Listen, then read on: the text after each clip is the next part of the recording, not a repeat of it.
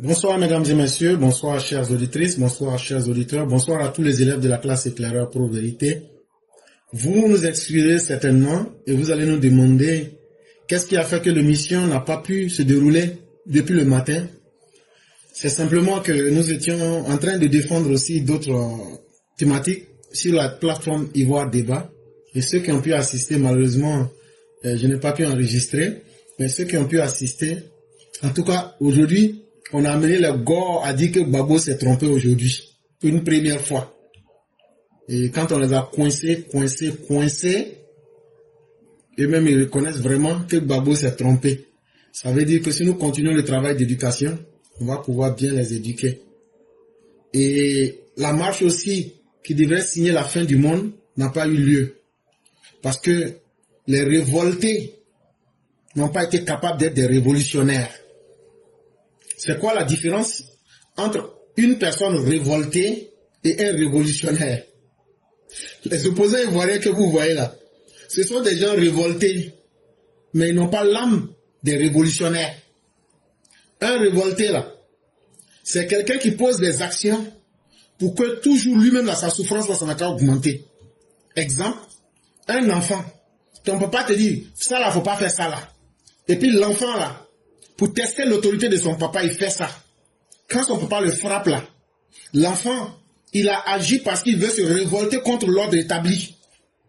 Mais quand le papa le chicote là, le révolté montre aux gens que, ah, regardez, mon papa, il est méchant avec moi.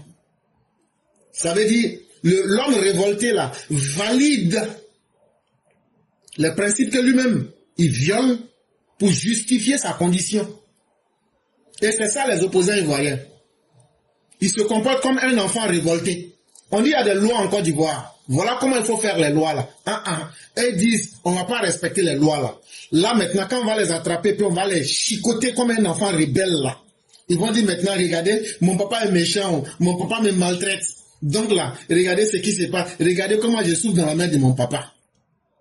C'est dans cet état d'enfants révoltés de la République qu'ils sont. Alors que nous, on se disait qu'ils allaient être des révolutionnaires. Un révolutionnaire, là, lui se rebelle, il se lève contre le système pour abattre le système, pour enlever le système. Un révolutionnaire n'est pas simplement révolté, mais il va plus loin. Il combat le système pour enlever le système. Bon, c'est ce courage-là qu'ils n'ont pas. C'est des personnes révoltées qui veulent justifier leur mauvais comportement dans le fait qu'ils ne veulent pas respecter la loi. Mais nous autres, là, ça ne nous fait ni chaud ni froid. Aujourd'hui, Abidjan se porte comme ça a toujours été. Parce que celui qui dirige ce pays s'appelle Alassane Ouattara. Il a les capacités et il le dit clairement. Et c'est pourquoi nous regardons dans l'avenir. C'est ça le premier titre de ce que nous allons développer. Le sage qui contemple l'avenir. C'est un texte de notre frère Mohamed. Et chers Ivoiriens, c'est cet avenir-là qu'il faut que vous regardiez. Ne regardons pas ceux qui font du brouhaha. Ne regardons pas ceux qui font du vuvuzela. Ayons confiance en nous-mêmes. Regardons dans le sens de l'avenir. La vie, comme disait Friedrich Nietzsche, ne doit pas être un pont, mais ça doit être la projection. Ne limitons pas la vie à nous-mêmes. Projetons la vie à travers nos enfants, mais posons les bons actes aujourd'hui pour leur faciliter la vie. Dans cette photographie, le regard du président Alassane Ouattara révèle une profondeur qui ne saurait tromper. Ce n'est point le simple regard d'un chef d'État, mais celui d'un homme revenu de très loin, d'un combat que l'histoire a 1000 fois tenté de terrasser, mais qui, à chaque épreuve, s'est relevé plus fort, plus digne, plus rayonnant. Alassane Ouattara que vous voyez là, vous connaissez le nom de sa femme, vous connaissez le nom de sa maman, vous connaissez le nom de ses enfants. C'est un être humain, c'est ce que je veux dire. Il n'est pas un surhomme. C'est un être humain normal comme vous et moi. Il y a quelle méchanceté on n'a pas expérimenté sur Alassane Ouattara et ses militants? Qu'est-ce qu'on n'a pas fait pour écraser Alassane Ouattara? Tout ce que tu peux imaginer, ça a été expérimenté sur lui. Alassane Ouattara seul là, quand tu le regardes là, Toute l'histoire de la méchanceté humaine est inscrite dans son parcours. Mais est-ce que vous l'avez entendu une fois dire, on me maltraite, je vais mourir, je vais mourir. Yeah. Justement, c'est de cela que Nietzsche nous parlait, que les grands hommes là, c'est ceux qui savent se lever avec les cicatrices de la vie. C'est ça qu'on appelle le surhomme. Le surhomme n'est pas un génie, le surhomme n'est pas un robot, le surhomme n'est pas un homme fort, mais c'est quelqu'un qui sait encaisser les douleurs de la vie et les transformer en force. Quand vous lisez son livre, Ainsi parlait Zarathustra, lorsque le voyageur a été piqué par un python, plutôt que de se plaindre sur son sort, il a accepté la douleur du venin pour se relever et continuer le voyage. C'est ce que chacun de nous doit être. Ce qui est difficile là, c'est pas ça qui doit nous effrayer. Parce que derrière chaque grande difficulté, il y a certainement la promesse d'une grandeur ou même d'une grande expérience. Et le livre des musulmans le dit bien, Fa inna ma'al usri yusran. Près de la grande facilité, il y a certainement une facilité. Ce sont des principes de vie. Celui qui n'a pas suffisamment acquis des expériences ou même du vécu dans sa vie ne sera jamais un être totalement complet. Celui qui aura moins d'expérience du vécu dans sa vie sera un être incomplet. Ce qui fait qu'un homme devient grand dans cette vie, c'est la somme, la totalité des expériences que tu as vécues là. C'est ça qui te rend fort. Et c'est ça Alassane Ouattara aujourd'hui. Quand Alassane Ouattara s'assoit, il regarde depuis 1993 pour regarder 2025 aujourd'hui, son regard en dit long. Et quand il regarde le sacrifice fait par les militants que nous sommes, c'est beaucoup de sacrifices. Mais il est toujours resté fort, il est toujours resté digne et il est toujours resté rayonnant. J'ai même vu une vidéo. Il y a des gens qui vont à l'appel CCO. Une de nos jeunes enfants qui dit, le président là, quand tu le vois là, de la manière il devient vieux là, c'est comme ça qu'il devient beau. Il dit, ma soeur, tu es en train de dire ça là, quand sa femme va entendre une vidéo là, tu vas faire, je vais apporter la, faut cacher, faut pas dire. Parce que jalousie des femmes blanches. Jalousie des femmes blanches. Ah, bon, moi je n'ai rien dit. PLCC, vous n'avez rien entendu, je n'ai pas insulté quelqu'un. Je n'ai pas insulté quelqu'un, j'ai seulement fait un constat. Ça, c'est pour juste plaisanter. Mais revenons aux choses sérieuses. Depuis 1994, année où le docteur président Ouattara choisit de s'engager dans l'arène politique ivoirienne, il porte sur ses épaules une destinée hors du commun. L'homme du phare North, lui Gustave Benger, l'un des grands pionniers de l'exploration en Afrique occidentale, a rencontré le grand-père dont le nom Karamoko-Oulé, Ouattara, souverain de l'Empire de Congo à la fin du 19e siècle et qui a signé le traité de protectorat français qui a scellé la création de la République de la Côte d'Ivoire. Celui que ses adversaires voulaient bannir à jamais du jeu démocratique a connu toutes les avanies, les campagnes de haine, les invectives, les exclusions, les tentatives d'assassinat, les complots de couloir et jusqu'aux offenses infligées à sa propre mère. Oui, même sa mère a subi les humiliations que les adversaires déchaînés lui réservaient. Pourtant, malgré tout, il n'a jamais faibli. Le président Ouattara que vous voyez là, sa vie a été une succession. En tout cas, quand il vient en Côte d'Ivoire à partir de 1994, il a beaucoup souffert. Ils ont attrapé sa maman. Qu'elle n'a qu'à dire que Ouattara là, Alassane là, que c'est pas son enfant. Qu'elle n'a qu'à dire qu'elle a commis l'adultère pour avoir un enfant là. Elle dit, je préfère que vous me tuez. Sa maman est décédée. Ils sont allés, ils ont enlevé son cadavre, les mêmes Blé Goudé que vous voyez là. N'ayez pas pitié de lui là, hein. Celui-là que vous voyez là, c'est un démon qui est là comme ça. Blé Goudé là. Ils sont allés, ils ont déterré le cadavre là. Il pleuvait ce jour-là, ils ont traîné le cadavre de la maman du président sur plus d'1 kilomètre. Ceux qui jouent aujourd'hui la victime là, souvenez-vous que vous avez fait assez de mal dans ce pays. Et nous, c'était le président Ouattara. On allait en découdre avec vous d'une manière que vous n'allez jamais imaginer. Mais la colère, la haine restent vivants dans nos organismes. Et moi, je n'ai pas honte de le dire. Si on a l'occasion là, nous n'allons pas hésiter une seconde à vous rendre les mêmes choses. Je le dis et je le répète. Ceux qui ont honte de leur souffrance et qui ne s'assument pas là, comptez sur nous. Nous autres là, nous avons la capacité de faire respecter notre souffrance. Si on a l'occasion de vous avoir là, tout ce qu'on a subi, on va vous faire les mêmes choses. Ça, mettez-vous ça en tête.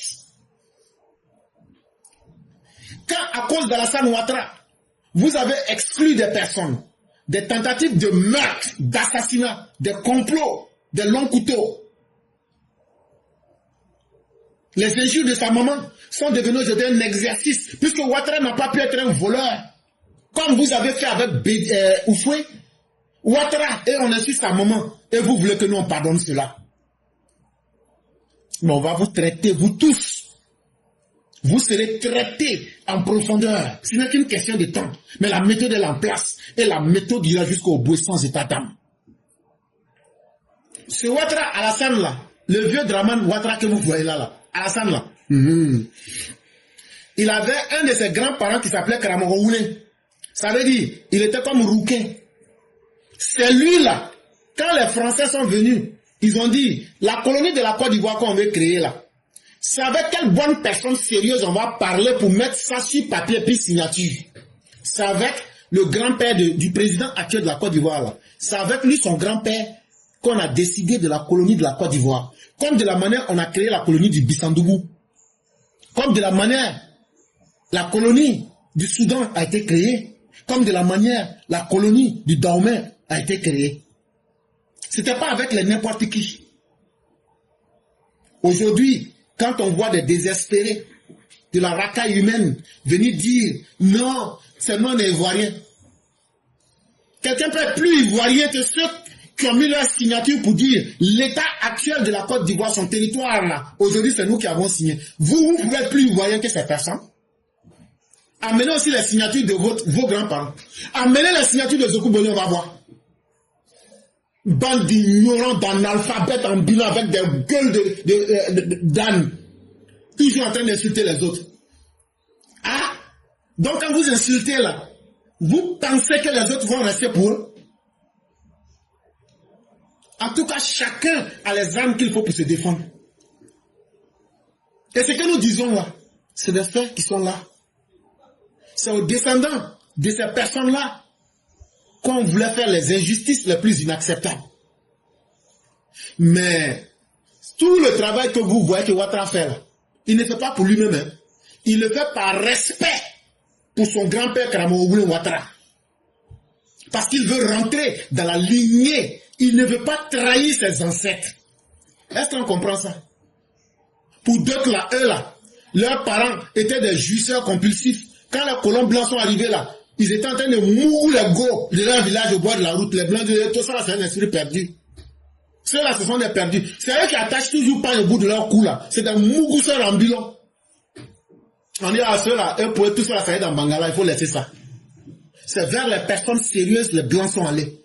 Les personnes sérieuses là, c'est ceux qui avaient de la suite dans les idées. C'est ceux qui avaient un plan. C'est ceux qui étaient structurés. Ce ne sont pas vers les peureux, les lâches, les mougousseurs compulsifs qui sont partis. Donc les enfants de ces mougousseurs-là, de ces djandjous-là, ne peuvent pas sortir aujourd'hui. Des gens qui ne connaissent pas leur père. Chaque fois, j'étais en train de partir au champ, c'est Burkinabé qui m'a violé. Ah non, Burkinabé là, et puis il m'a attrapé comme ça, il s'est collé sur moi, et puis toi toujours on te viole. Tu es ivoirien comment? C'est mon papa, c'est ma maman qui est ivoirienne. Eux tous là, c'est leur maman qui est ivoirienne, mais leur papa ne les connaissent pas. Et vous aussi, vous allez venir insulter les gens en société. Des enfants nés de sperme frélatés, dans des conditions lugubres, dans des conditions des plus inexplicables. Mais on va vous rééduquer dans cette Côte d'Ivoire. Et c'est le temps où chacun va se dire les vraies vérités. On va dire les vraies vérités pour qu'on se regarde dans les yeux. Personne ne va reculer devant son camarade. Le silence du président Ouattara n'est pas synonyme de faiblesse. C'est la détermination d'un homme qui ne veut pas trahir le serment de ses ancêtres. Ses ancêtres, à partir de bien d'autres comme Karamorowoulé Ouattara, étaient des personnes qui ont posé des actes concrets qu'on peut retrouver aujourd'hui. Mais quand vous voyez d'autres, je suis le petit-fils de gna. Mais quand on leur dit accepte tes origines, ils ont honte de leurs origines. Le président Ouattara n'a jamais honte de ses origines. Et c'est ça la différence entre les hommes dignes et les hommes indignes. C'est que les hommes dignes ne reculent jamais. Les hommes dignes veulent toujours continuer la lignée de leurs ancêtres. C'est le travail là que Ouattara est en train de faire, les routes, les ponts qu'il fait là. Il s'en fout, il ne fait pas ça pour nous-mêmes. Il fait ça d'abord parce qu'il veut rester dans la lignée de Karamoglu Ouattara. Il fait ça parce qu'il sait que sa conscience va lui dire, est-ce que tu n'as pas trahi tes ancêtres? Ses compagnons de lutte, nombreux ont payé le prix fort. Certains sont tombés sous les balles, d'autres ont été broyés par des années. Mais lui, Ouattara, est demeuré debout. Non point pour lui-même, mais pour un idéal. Celui de rendre la Côte d'Ivoire un pays grand, un pays uni, un pays stable, avec un destin de phare de l'Afrique. Aujourd'hui, là, est-ce que le combat du président Ouattara n'a pas payé? Parce qu'on va aller en campagne. Mais il faudrait qu'on regarde aussi nos frères et sœurs qui sont tombés, comme notre père T. comme bien d'autres qu'on ne pourrait citer. Mais à tous les anonymes, votre combat n'aura pas été vain. À tous ceux qui ont perdu leur boulot, à tous ceux qui avaient simplement leur nom qui est devenu, leur nom simplement est devenu un symbole pour pouvoir les éliminer en société. À toutes ces braves personnes qui ne sont pas du nord de la Côte d'Ivoire, je salue le grand maître Marius Koudou et je salue le grand maître Mohamed Zézé. Je suis en train d'interpréter votre texte en ce moment même et ça me fait plaisir que vous puissiez nous corriger en direct. Les compagnons de lutte, le RDR n'est pas un parti de Djoula. Le RDR est un parti national. Le RDR est un parti qui est né lorsque le PDCI avait voulu claniser le PDCI actuel pour faire de cela un instrument des Akans. Et toutes les personnes qui étaient des âmes justes se sont réunies et ont dit, nous allons faire revivre l'esprit véritable du Rassemblement démocratique africain. Parce que nous y croyons.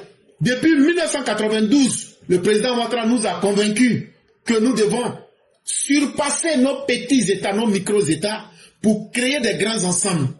Et c'est en cela que nous croyons. Et c'est ça la doctrine. Nous croyons à la liberté humaine. C'est ce qui fait de nous des humanistes, comme disait Jean-Paul Sartre. Parce que nous laissons à chaque être humain la capacité de décider de ce qui est mieux pour lui-même. Un être humain ne peut pas être un étant. Tu ne peux pas être là comme un objet, mais tu dois être un existant. Tu dois exister, poser des actes, faire des choix. Lorsqu'on rappelle aux gens du PDCI, qui sont dans un profond égarement, quand ils retrouvent de la lucidité, ils disent vraiment le vrai PDCI, c'est le RHDP. Parce que c'est la Côte d'Ivoire unie. C'est la Côte d'Ivoire qui fait la promotion de la prospérité. C'est la Côte d'Ivoire qui aujourd'hui rend à chaque personne les efforts qu'elle aura pu mettre en place. Allez dire aux paysans aujourd'hui que non, on va marcher le 11 mai, le 4 octobre. Ils n'ont qu'à attendre d'abord, quand on va finir de gâter le pays là, on va venir payer cacao à 2800. Allez dire ça aux paysans. Quand vous allez dire ça aux paysans là, c'est que le syndicat africain, le syndicat agricole africain n'a pas fait au blanc là. C'est ce qu'ils vont vous faire. Donc, chers parents, nous ne sommes pas aujourd'hui avec le président Ouattara. Ce n'est pas un président apprenti qui est en train de conduire le pays. Lui-même là, son grand-père Karamoglu Ouattara là, il a entraîné le grand-père de Ouattara. Le papa de Ouattara a entraîné son papa Draman. Et c'est comme ça que le papa de Draman Ouattara, Alassane là, son papa aussi l'a entraîné. Donc le pouvoir là, c'est pas du pur hasard. C'est quelque chose qui doit non seulement s'obtenir, mais ça doit s'enseigner et ça doit s'incarner. Et c'est pourquoi de là où le président Ouattara vient, le terme est bien clair. On peut devenir un leader par deux manières. on peut devenir un Fagama. Celui qui détient la force n'est pas forcément un Mansa. Être un Mansa, c'est quelque chose qui ne s'obtient pas par la force. Si on rentre un peu dans le livre de Machiavel, les 3 types de pouvoirs, mais c'est pourquoi aussi les pouvoirs qui sont obtenus par la ruse tombent aussi. Mais quelque chose qui a été enseigné et quelque chose qui est rentré dans la conscience populaire, malgré que ceux qui vont se succéder seront là, tant qu'ils vont respecter la norme de leurs ancêtres, ces pouvoirs-là peuvent rester. Et c'est ce qu'aujourd'hui le président Ouattara est en train de faire. Il n'est pas dans un système où il est guidé par le hasard. Quand il dit quelque chose, pourquoi ça tombe toujours à la même place? Parce qu'il a la bénédiction de ses ancêtres. Parce qu'il suit leur voie. Et ses compagnons de lutte, beaucoup en ont payé le prix. Je ne pourrais même pas vous citer toutes les souffrances. Beaucoup sont tombés sous les balles. Beaucoup ont été broyés par des années de difficultés.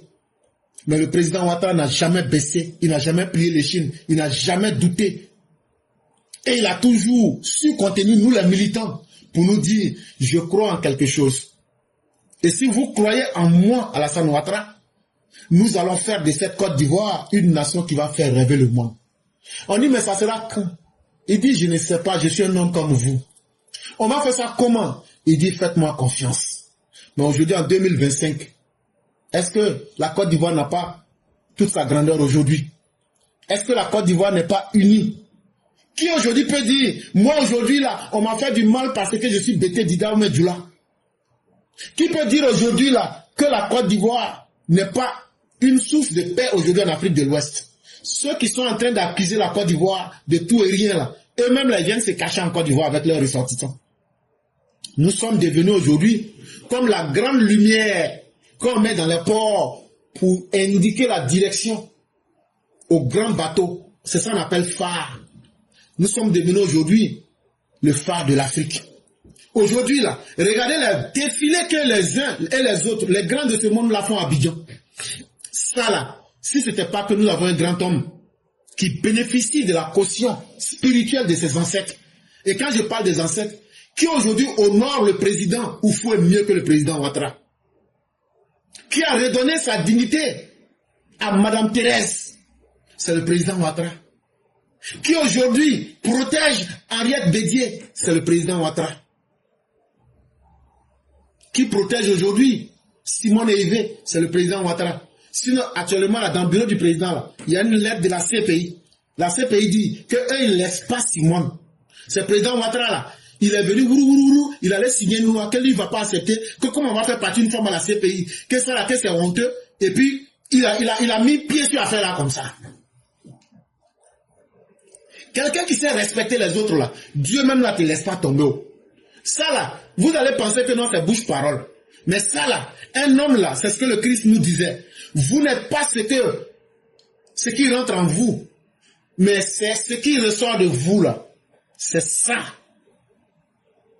Quand les pharisiens sont allés lui demander qu'il y a une dame là, elle a marié 4 frères, et puis tous sont morts, que maintenant le jour de la résurrection là, que c'est qui va marier la femme là. Il dit vos mauvaises intentions qui sont cachées à l'intérieur de vous là. Chaque fois vous êtes à comploter, à faire des trucs, c'est ça là. C'est ça qui est votre traitement. Continuez, mais vous allez recevoir le prix.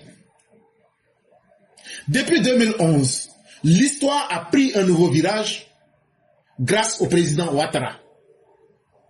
La Côte d'Ivoire, arrachée aux flammes de la guerre, a retrouvé ses couleurs, ses routes, ses écoles, ses hôpitaux, ses infrastructures, son crédit international. Le président Ouattara a honoré la parole sacrée qu'il avait donnée à la mémoire de Félix Houphouët-Boigny, parachever l'œuvre du père de la nation. Et aujourd'hui, plus que jamais, l'homme se tient là, ici et encore, prêt à poursuivre ce combat ultime, à écrire les dernières pages d'un livre commencé il y a près de 3 décennies. Mes chers parents, c'est ça la vie humaine. La vie n'est pas ce que nous avons vécu, mais la vie est ce que nous avons fait d'elle. C'est ça, vivre. Et c'est là que j'aime beaucoup Jean-Paul Sartre, dans son existentialisme athée. Il nous invite à posséder la vie et comme Spinoza, à vivre et à faire l'apologie du conatus, la volonté de se tenir à la vie et dans la vie. Chers parents, n'ayez pas honte de bien vivre. N'ayez pas honte de profiter de la vie. Parce que la vie, c'est une expérience unique. Soyez capable de la vivre au mieux de vos capacités en donnant le meilleur que vous pouvez. Soyez capable de respecter vos engagements. Soyez capable de faire de votre parole de l'or. Aujourd'hui, quand Félix Houphouët-Boigny meurt, avant de mourir, il dit au président Ouattara, je te laisse le code source de la Côte d'Ivoire. C'est sur quoi la vraie Côte d'Ivoire assise là. Là où j'ai pris au nord, là, je te redonne. C'est pas mon souhait. Ce n'est pas mon souhait. Mais chaque chose, comme nous le dit le Tao Te Ching, doit revenir à la place qu'il faut. Ça, c'est une loi naturelle. Chaque chose revient à sa place. Il dit, j'aurais bien voulu que ce fils bédie à travers l'article 11. J'ai essayé toutes les forces humaines pour essayer de changer le cours de ce pays-là, mais le destin m'impose de reconnaître les faits. Tu es celui qui va parachever mon œuvre sur la nation ivoirienne. Sois un homme fort, comme le jour où Mère Amina laisse son petit enfant, cet enfant qui n'a que 7 ans, qui s'appelait Mohammed. Paix et salut de Dieu soit sur lui. Et elle lui dit, en le regardant bien avant l'heure de sa mort, sois un homme, et sois un homme. Et c'est ce monsieur-là qui va réunir l'Arabie. C'est celui-là qui va unifier les Bédouins du désert. Et c'est celui-là qui va redonner à l'Arabie sa dignité. Aujourd'hui, nous avons notre propre prophète qui s'appelle Alassane Ouattara. D'aucuns vont me dire, mais tu rentres dans le blasphème. De là à comparer Alassane à un prophète. Et là, je vous réponds que chaque être humain est sur cette terre pour une mission. Chaque être humain est un envoyé de Dieu. Il y a des gens qui sont des envoyés pour le mal. Il y a des gens qui sont envoyés pour apporter la stabilité dans leur famille. Il faut ouvrir les yeux de l'esprit pour comprendre. C'est ça là, quand on voit ça dans les familles, là, on bouffe ça au village là-bas, sorcellerie. Celui que Dieu a missionné là, il peut être paysan, mais c'est lui là, Dieu lui donne le cœur. Malgré qu'il est paysan là, il vend, il n'a pas beaucoup d'argent, mais c'est lui qui peut réunir votre famille. C'est ça, quand nous les sorciers, on va au village là, on dit lui là, c'est lui qui est le prophète de la famille là. Donc quand on va faire nos réunions de sorciers la nuit là, c'est là maintenant, Alimata Dosso me dit que, mais c'est qui tu vas donner? Il dit, faut pas te guetter. Il y a Aoussou qui est là. Lui là, non, faut laisser. Lui là seulement, c'est ça, non, on veut. Et puis elle insiste. Je dis, il faut prendre. Et puis Mère Salis, on va préparer ça, et puis c'est fini. Mais, c'est pas ce que vous avez vu là. C'est l'étoile de la personne là, qu'on a détruit là. C'est ça qui a mangé la personne là. Ça veut dire le bien que la personne devrait faire là, pour rendre sa famille digne. C'est ça quand on détruit ça là. C'est ça qui est sorcellerie. Ou un enfant il est là, lui, quand on dit 1 plus 1, 2, 2 fois 2, 4, 3 fois 3, 9, il connaît papier. Hey, ça là, cerveau là, on va avaler ça. On va faire milkshake avec ça. Un jour l'enfant là revient là. C'est pas comme ça on fait, je vais expliquer. On laisse quand on va faire examen là, il voit pas clair. Quand l'examen finit net là, il retrouve ses yeux. C'est comme ça nous les sorciers l'enfant. Pouvoir là, il y a un côté mystique aussi dedans. Il n'y a pas de pouvoir gratuit. Le pouvoir là, si quelqu'un te dit, quelqu'un au pouvoir, et puis c'est quelqu'un qui connaît rien, il est vide là, la personne te ment. C'est pourquoi il ne faut jamais t'amuser avec un pouvoir, même si c'est le pouvoir le plus faible du monde. Il y a des principes là. Tant que la personne respecte là, il n'y a pas un garçon qui peut l'enlever.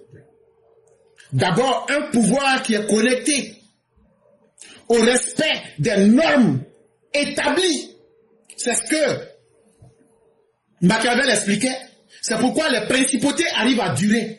Tant que le prince lui-même là ne viole pas les règles que ses ancêtres ont établies là, les populations n'ont pas de raison d'enlever la personne. Oh, Ouattara là, c'est le politicien qui a respecté tout le monde. Oh, Ouattara, il a respecté lui-même ses propres ancêtres. Il a respecté les ancêtres des autres. Et il continue de respecter ce que ces personnes ont respecté quand elles étaient vivantes. C'est le seul qui respecte les femmes des anciens présidents qui sont là. Et c'est le seul qui a tenu sa parole. Quand il a dit oui, il fait ça. Et aujourd'hui, il est en train de terminer le travail de Félix Houphouët-Boigny. Ça se passe devant nous tous. On nous avait dit qu'en Côte d'Ivoire, on ne pouvait plus faire route, on ne pouvait plus faire hôpital, qu'il faut finir de travailler. De 93 jusqu'en 2011, c'est ce qu'on nous a raconté. Que Côte d'Ivoire, là, tu viens au pouvoir seulement, là, c'est pour payer le salaire des fonctionnaires. C'est ça qu'on nous avait raconté. Déjà, c'était flocon. Déjà, c'était mensonge. Aujourd'hui, là, Ouattara est venu, là, il a montré que déjà, travail là, on n'a même pas encore commencé. Et donc, quand on va aller le voter, le 25 octobre 2025, là, c'est pour lui dire, papa, vraiment, merci beaucoup. Hein. Tout ce que tu as fait, là, nous, en tant qu'hommes, nous, on ne veut pas te payer. Oh. Mais, quand on va venir voter pour toi, là, c'est pour te dire qu'on t'aime. C'est pour te dire qu'on est reconnaissant. Parce que c'est ce que Dieu a dit aux pharisiens. Il dit, tellement vous êtes mauvais, là. Vous allez voir, je vais faire, Marie va accoucher. Elle va pas toucher garçon. Garçon, tu ne vas pas la toucher. On dit, mais comment ça se fait? Aïe, on appelle ça la pathogénèse. Ça se fait. Même les poissons font ça, les escargots font. Et s'ils sont fâchés, même ils changent de sexe. Donc là, il faut te calmer, il ne faut même pas t'inquiéter. Ça là, si c'est ça seulement là, tu ne sais pas ce qu'on a mis à l'intérieur de toi. Il n'y avait pas génétique en ce moment. Mais Dieu là, lui il est intemporel. Lui connaît, il dit à Marie, tu ne sais pas ce qu'on a mis à l'intérieur de toi. Tes gènes là, avec tes structures, tu ne sais pas comment nous les avons fabriqués au départ. Toi-même, quand tu te regardes, tu te vois femme. Mais on a équilibré peut-être, je dis bien peut-être, tes hormones, masculins comme féminins. On pourrait aller plus loin si on veut comprendre certains mystères. Il y a les cas d'hermaphrodisme chez les humains. Un homme là qui peut avoir les deux sexes. Tu peux être garçon et femme à la fois. Tout ça c'est possible. Cela dit, parce qu'il n'y a pas un vrai homme, il n'y a pas sperme de quelqu'un qui est propre pour pouvoir donner un vrai enfant comme Jésus. Mais les pharisiens n'ont pas compris.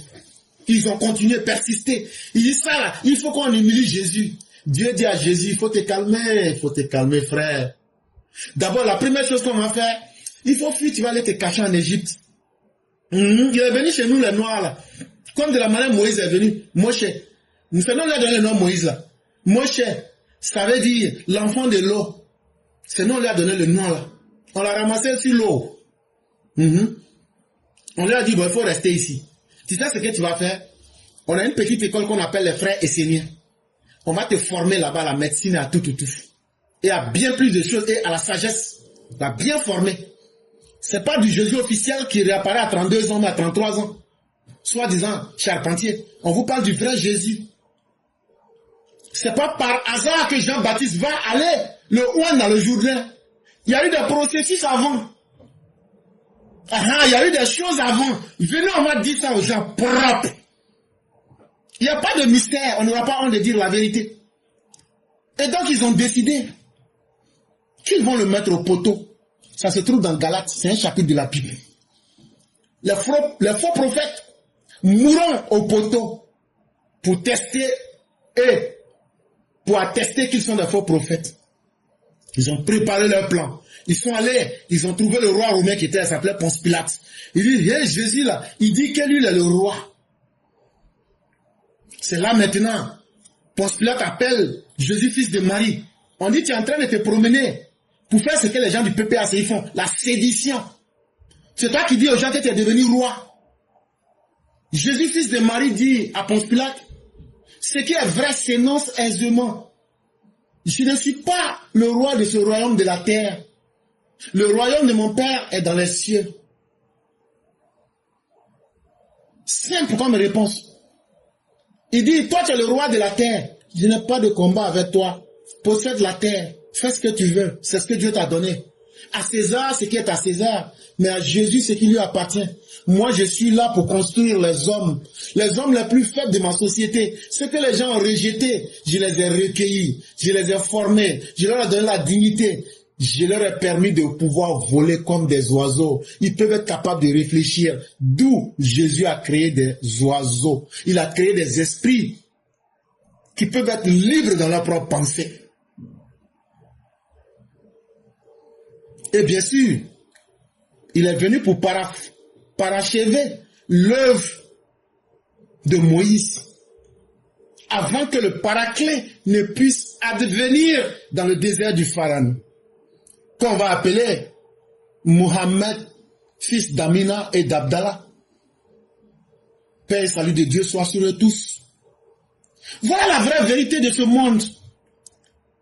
Quand on dit que quelqu'un est un prophète, ça veut dire, quand quelqu'un comprend le sens de la mission pour laquelle il est sur cette terre-là, quand il le fait, il a achevé son œuvre. Le jour de ta mort est la fin de ton monde. Et c'est ce que je dis. Le jugement ultime que les musulmans appellent Yawma al-Qiyamah n'est pas quelque chose que chacun a, c'est individuel. Et ça se passe tous les jours. Est-ce que Alassane Ouattara, là, il n'a pas fait ce pourquoi il devrait être destiné? Parce qu'il y a 3 types de prophètes, même dans les religions. Il y a les prophètes législateurs, ça veut dire ceux qui ont les livres de loi là, pour dire tu ne feras pas ça comme dans les décalogues là. Voilà. Eux sont rares. Adam en fait partie, le prophète de l'islam en fait partie, Moïse en fait partie. Il y a des prophètes annonciateurs de bonnes nouvelles. Tu n'attends pas Injil, évangile. Évangile, ça veut dire bonne parole. Il n'y a pas de loi dedans. Ce sont des bonnes paroles. Et puis il y a des prophètes qui viennent comme des prophètes annonciateurs. Eux viennent là et vous disent, ah, ce que vous êtes en train de faire là, ça va mal se passer un jour. Ça va se retourner sur vous. Exemple, le prophète Salih de Ninive, qui est Irak actuel. C'est des exemples, ça y est là, il y en a beaucoup. Quand tu prends les psaumes, il y a quoi dedans? Des prières, c'est tout. C'est la bonne parole. Mais il y a des prophètes annonciateurs de malheur ou de bonnes nouvelles. Ce qui n'est pas bon, eux viennent là, ils disent ça, ouais! Et disent, attendez-vous aux conséquences si vous ne changez pas. Comme par exemple, Lot. Est-ce que Lot n'est pas venu dire, au lieu de faire ce que vous êtes en train de faire là, marier les femmes, c'est ce qui est conforme à la nature humaine. Ça vous permet de vous procréer et ça vous permet d'être stable. Mais comme un garçon, c'est dans le cuir de garçon, toi tu vas aller chercher à mettre ton sperme là-bas. Parce qu'il faut choquer les gens pour réveiller. Ça, est-ce que malédiction peut dépasser ça? T'as qu'à mélanger à sperme. Et puis toi tu veux qu'il ne faut pas que tu vas tomber malade. Il n'y a pas de hasard. Il n'y a pas de hasard. Il faut qu'on explique les choses de façon brutale pour que les gens comprennent. La nature a ses propres règles. Il y a des choses qui ne marchent pas.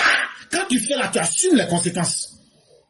Toi, tu es dans l'affaire de PD là, pour tirer l'énergie astrale d'un individu. Et puis, ce que tu ne sais pas, la première conséquence physique là, tu vas prendre des maladies qui ne sont jamais vues. Caca va se mélanger avec sperme. Toi, tu vas pas avoir maladie dans ça là. Donc, c'est tout ça qui fait le monde. Et une fois que tu as compris ta mission, que tu joues bien ton rôle, tu as accompli ta mission, et tu quittes la terre satisfait. Comme tous ces prophètes que vous avez vus. Aujourd'hui, le président Ouattara, qu'on le veuille ou pas, c'est un être humain. Il ne sera pas éternel. Mais il a accompli son combat de vie. Et nous, notre responsabilité en tant que militants, c'est de rester reconnaissant à ce monsieur. Ah ça, faut pas en être ingrat, hein. On n'a qu'à rester vieux là. On n'a qu'à le respecter jusqu'à ce qu'on va finir avec lui doucement. Quand il va partir là, c'est qu'on veut faire, on n'a qu'à faire. Mais pardonnez, il ne faut pas manquer de respect. Sinon, là, Dieu même ne va pas nous laisser. Et en psychologie, qu'est-ce qu'on découvre? Les gens qui vous font du mal, c'est eux que vous aimez. Et les gens qui vous traitent bien, vous avez tendance à les négliger. Si on néglige Ouattara là, ceux qui vont venir après là, eux vont inverser la tendance. Ils vont attendre, je vais être méchant avec ce peuple mécréant. Je vais les maltraiter pour qu'ils m'aiment. Face à lui, tous ses adversaires sont tombés. Non qu'ils aient abattu ou qu'ils les aient abattus, car son humanisme l'en empêche, mais parce que leurs propres contradictions les ont terrassés. Ses adversaires avaient eu le dessus sur lui, il l'aurait anéanti. Mais lui, il a choisi de ne pas les massacrer, de ne pas les humilier, de ne pas les écraser. Voilà la grandeur véritable d'un leader. Voilà pourquoi l'histoire retiendra le nom d'Alassane Dramane Ouattara en lettres d'or. Chers parents, c'est quoi la différence entre un chef et un leader? Je vais vous expliquer. Nous, on est au village, nous, on ne comprend pas français. Quand moi, j'ai écrit ces textes-là, c'est lourd pour nous. Donne-nous à s'asseoir là. On met tout le village ensemble, le campement, et puis on explique. Je suis chef, je suis un leader. C'est faux. Un chef, c'est quelqu'un qui donne des décisions à quelqu'un ou à un groupe. Par exemple, je suis là avec vous. Fais ça, fais ça, fais ça, fais ça. Je vous donne des ordres. Parce que j'ai le pouvoir de le faire. Je me comporte en chef. Mais je ne suis pas un leader. Un leader, c'est quelqu'un qui est capable de prendre la plus petite personne, comme Jésus l'a fait. Allez regarder dans la Bible les gens que Jésus a recrutés. C'est des personnes qu'on négligeait. Mais ces personnes-là pouvaient expliquer la Torah. De sorte que Jésus n'était plus seul dans sa mission. Et les pharisiens se sont dit, si on ne se lève pas contre cela, on va perdre nos mangements. Un leader, ce n'est pas quelqu'un qui donne toujours des ordres. Un leader, c'est quelqu'un qui donne d'abord l'exemple. En face de toute situation, lui-même il vient là. Quand on dit c'est dur, mais c'est gâté là. Lui-même, tout le monde a peur là. Lui-même il vient, il essaie. Comment ça est? Si ça va se gâter là, ça n'a qu'à se gâter sur ma tête d'abord. Et puis il trouve des solutions pour convaincre les autres. Les autres, mais quand lui-même il finit de faire, il dit bon les autres, voilà ce qu'on doit faire. Et puis maintenant les autres suivent la voie du chef. C'est ça un leader. Alassane Ouattara est non seulement un chef, mais il est un leader. Et c'est pourquoi l'histoire va retenir que Alassane Ouattara est un homme grand. Parce que là où les autres auraient offert la mort à Alassane Ouattara et à ses militants, au soir du 11 avril 2011, Alassane Ouattara, je ne sais pas quelle magie a pu contrer toute la volonté de tout un peuple à ne pas aller vers la vengeance. Ça nous fait mal, hein. Même moi-même qui suis là, ça me fait mal. Mais c'est le bon choix. Parce qu'il y a moi, il y a la réalité. Mais un homme qui agit selon lui-même sa volonté ne peut pas être toujours dans la justice. Mais Alassane Ouattara vient nous dire, je vais vous contrecarrer parce que je suis un leader. Vous ne ferez pas ce que vous voulez, mais vous ferez ce que moi je vais vous montrer de faire. Parce que la vie, il faut pouvoir mettre fin au cycle de l'inhumanité entre les humains. Il faut empêcher que le mal puisse être dupliqué, répété. Il faut donner la chance à vos ennemis de vivre.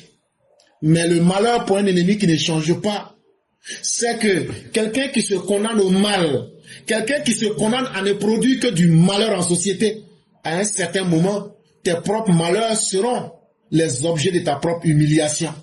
C'est ce qui est en train d'arriver aujourd'hui à ses opposants. Parce que l'être humain aussi, nos actions sont nos meilleurs ou nos pires ambassadeurs. Et aujourd'hui, regardez ces opposants.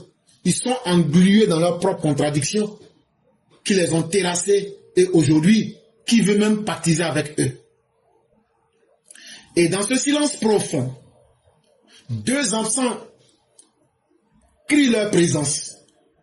Amadou Gon, le lion du Poro, parti trop tôt, mais demeuré vivant dans le cœur de la nation.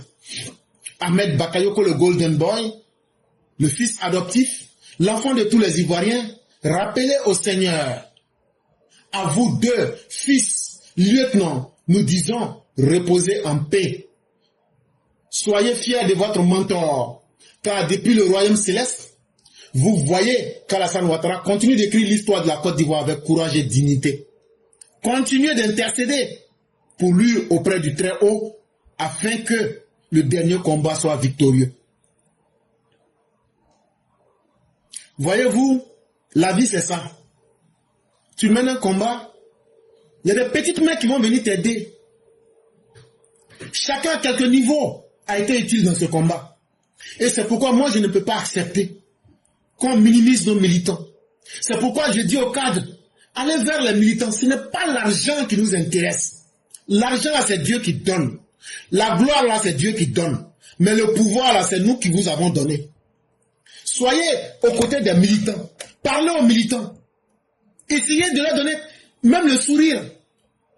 Montrez-leur que vous êtes avec eux. On n'a pas dit de donner l'argent. Sachez parler aux militants. Et comme ça, les militants seront encore plus convaincus.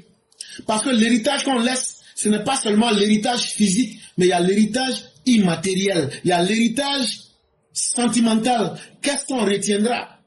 Et ça, souvent, on se pose la question, peut-être que l'aîné Amara Bakayoko pourra nous en dire autant, parce que eux sont beaucoup dans la spiritualité. Qu'est-ce qu'un homme retient véritablement à la dernière minute de sa mort? Est-ce que ce ne sont pas les petits moments de plaisir et les bonnes choses que tu as pu faire pour les autres? Est-ce que c'est pas ça que tu retiens dans ta vie avant de mourir? Parce que, par logique, je ne crois pas que quelqu'un voudrait être fier de ce qu'il a fait en temps de mal et y penser. Mais pour atténuer la douleur et la souffrance de la séparation, ne serait-il pas plus logique de penser au peu de bien que nous avons pu faire aux autres? Et surtout à l'amour aussi que nous avons reçu des personnes qui nous ont véritablement aimés. Et c'est pourquoi nous disons à tous ceux qui ont aidé le président Ouattara dans son combat, que ce soit notre père Amadou Gon Coulibaly, que ce soit Ahmed Bakayoko, vous n'avez pas fait le mauvais choix. Parce que vos choix aujourd'hui sont en train de faire renaître des sourires dans les plus lointaines contrées, dans les villages les plus reculés. Et ça, Dieu saura se souvenir de chacun de nous. Ah oui, Dieu saura se souvenir de chaque action que chacun de nous a posée. C'est Soroguium qui a empoisonné Ahmed Bakayoko. C'est Soroguium qui a empoisonné Ahmed Bakayoko. Je le dis et je le répète. Et le même Soroguium a dit aussi qu'il mettra tout en œuvre pour que le père Amadou Gon Coulibaly ne puisse pas vivre. Ils l'ont harcelé même dans l'hôpital américain à Paris. Ils l'ont harcelé, humilié à travers la guerre. Mais Dieu saura se souvenir de chacun de nous. Et que Dieu vous donne à vous tous une fin humiliante. Tous ceux qui ont voulu humilier l'espèce humaine et qui n'ont pas voulu respecter les barrières du sacré. Mais ce combat-là, nous allons le gagner. Parce que nous avons confiance en nos militants. Parce que nous avons confiance en vous. Parce que nos militants sont conscients de la souffrance et ne veulent pas faire vivre cette souffrance à leurs enfants. Merci, président Alassane Ouattara, pour avoir tenu tête aux tempêtes, pour avoir porté la Côte d'Ivoire comme un père porte son enfant. Merci pour les humiliations que vous avez métamorphosées en dignité. Est-ce que quand vous m'entendez, vous m'écoutez là-haut? Pourquoi je suis dignité, dignité, dignité, dignité? Mais ça, c'est quel... Tu ne cherches pas l'argent, tu ne cherches rien. Dignité, c'est quoi dans la dignité là même? Frère éclaireur, il y a quoi dans la dignité là qu'on n'a jamais vu? Chers parents, ce qui est dans la dignité là, c'est que chaque être humain, tu as un prix, tu as de la valeur. Quand on veut marcher sur toi pour mettre ta dignité en bas, pour te mettre plus bas qu'un animal, c'est la chose la plus difficile qu'un être humain normal peut accepter. On veut te transformer pour que tu deviennes moins que rien. On veut te blesser profondément pour que tu perdes foi en la vie. On veut te faire perdre l'espoir. Et une fois que tu arrives dans ce contexte, c'est que toi-même tu vas détester ta propre vie. On veut te faire douter de Dieu lui-même. Dieu, pourquoi tu m'as créé? Si c'était pour que je devienne un objet comme un chasse-mouche. On veut t'humilier. On veut transformer ton honneur en déshonneur. On veut métamorphoser ta dignité. Rien ne vaut la dignité. Prenez quelqu'un qui a des milliards, mais qui n'a aucune dignité. Exemple, moi j'aime beaucoup les exemples. Un homme ou une femme qui est devenu milliardaire dans tournée porno. Est-ce que cette personne-là, tu as une fois vu un acteur de porno dire, ah moi en tout cas, comme c'est la liberté là, oui, c'est la liberté. Et puis tout le monde sait ce que tu as fait. Qui a envie d'être avec ces personnes-là? C'est des personnes sans dignité. C'est ça l'homme.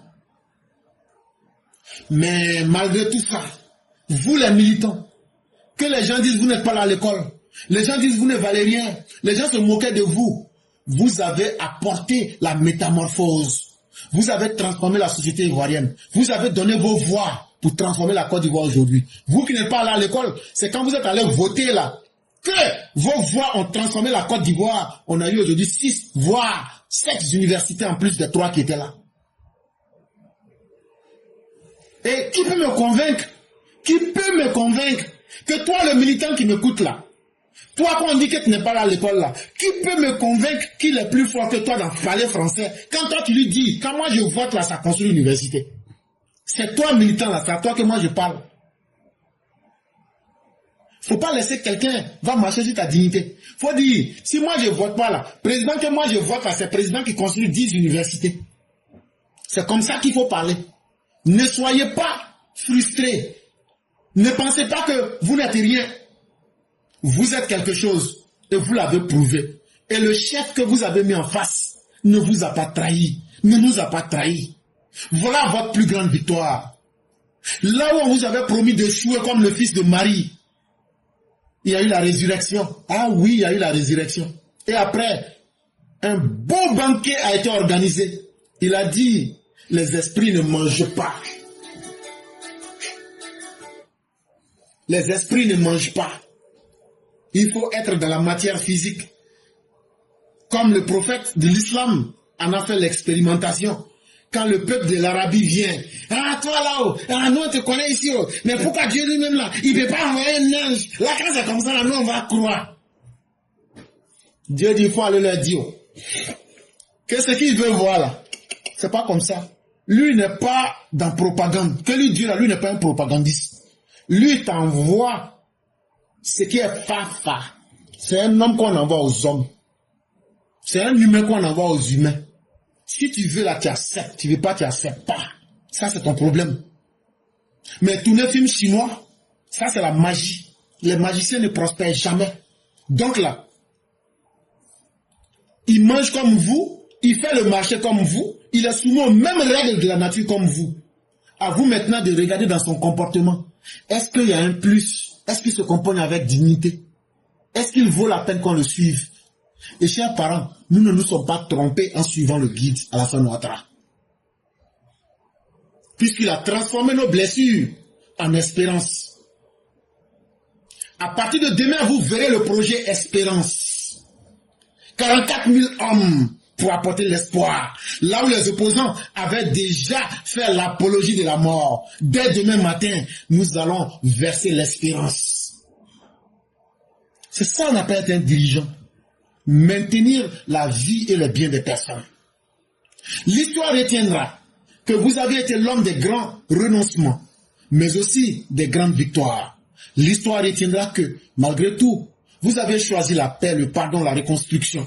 Et aujourd'hui, la Côte d'Ivoire reconnaissante vous dit, poursuivez encore votre marche, achevez l'œuvre, inscrivez votre nom à Alassane Dramane Ouattara pour l'éternité au panthéon des bâtisseurs de la nation. Chers parents, qu'est-ce que vous voulez qu'on vous dise? C'est vous qui allez encore rendre le président Ouattara grand. Quand à partir de 22 h, le 25 octobre 2025, on annonce les résultats, 90%. 0 bulletin blanc. Le président Ouattara est élu. Ça sera la plus grande joie qu'on va lui donner. Il se souviendra que le peuple a été reconnaissant de ses efforts. Et donc, personne ne doit rester derrière. Personne ne doit penser que lui n'est pas important. On doit tous laisser nos frustrations à côté. Allons voter d'abord Alassane Ouattara. Parce qu'il ne nous a jamais trahis. Il a fait ce qu'on n'avait pas espéré. Mais c'est à nous de l'honorer. Il n'y a pas quelqu'un qui va honorer le président Ouattara à notre place. Nous n'accepterons jamais cela. Nous vivons cela comme une insulte. Personne ne va honorer Alassane Ouattara mieux que nous. Et l'hommage le plus grand que nous allons rendre au président Ouattara, c'est dans les urnes. Pour lui dire, nous nous souvenons de ton travail, nous savons qui tu es, mais nous sommes venus pour te dire, c'est nous les Ivoiriens, pour qui tu as travaillé là. C'est nous, on va t'inscrire dans le panthéon des grands hommes qui ont bâti la nation ivoirienne. Aucun étranger ne le fera à notre place ici.